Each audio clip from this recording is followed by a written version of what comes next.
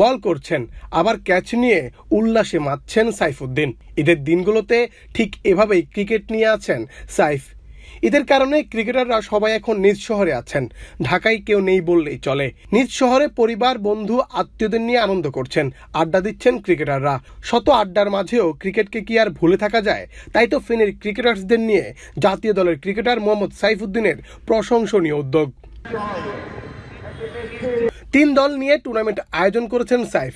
বল করে ক্যাচ নিয়ে উল্লাসে মাতেন যেন সিরিয়াস কোনো ম্যাচ। শুধুই ভালো বোলিং না, নিজের দলকে করেছেন চ্যাম্পিয়নও। ফেনীতে গেলেই ক্রিকেট নিয়ে আড্ডা দেন সাইফুদ্দিন। যাদের সাথে বেশি আড্ডা দেন তারা সবাই স্থানীয় ক্রিকেটার বা ক্রিকেটের সাথেই সম্পৃক্ত, যাদের মধ্যে অনেকে খেলছেন ঢাকার অনেক লিগে। ফেনীর ক্রিকেট উন্নয়নে বেশ কয়েকটি উদ্যোগ নিয়েছিল সাইফ, তার মধ্যে অনেকগুলো এখনো চলমান।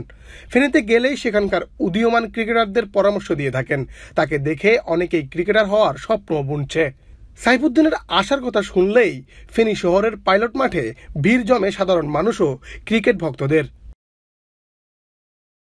এবারের ঈদ সাইফুদ্দিনের জন্য অনেক স্পেশাল। প্রথমবারের মতো মেয়েকে নিয়ে ঈদ করছেন এই ক্রিকেটার।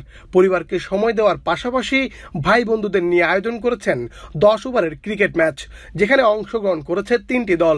সাইফ নিজে নেতৃত্ব দিচ্ছেন ব্লু চ্যালেঞ্জার্সকে, গ্রিন ফাইটার্সকে নেতৃত্ব দিচ্ছেন শাখাওয়াত হোসেন মুন্না ও রেড ডিভেলসকে নেতৃত্ব দিচ্ছেন হোসেন মীর রিঙ্কু। প্রত্যেকটি দল একে অপরের সাথে 2টি করে ম্যাচ খেলেছেন। পয়েন্ট টেবিলের শীর্ষে থাকা 2 দল ব্লু চ্যালেঞ্জার্স ও রেড ডিভেলস ফাইনালে মুখোমুখি হয়। ফাইনালে 93 রানের টার্গেট দেয় সাইফের দল, কিন্তু সেই রানও তুলতে পারেনি তরুণ ক্রিকেটার রিঙ্কুর দল রেড ডিভেলস। ফাইনালে বল হাতে 2 উইকেট নেয় সাইফ। ফাইনালে জিতে বিপক্ষ দলের ক্রিকেটারকে স্লেজিংও করছেন সাইফ।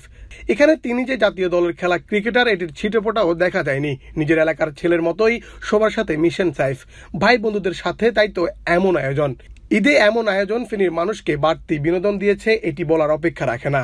ম্যাচ জিতে সবার সেলফির আবদারও পূরণ করেছেন এই ক্রিকেটার। ফেনীতে পরিবার আর ক্রিকেট নিয়ে এভাবেই কাটছে সাইফুদ্দিনের ঈদের দিনগুলো। মুন্না চন্দ্র দাস, বাংলাদেশ প্রতিদিন।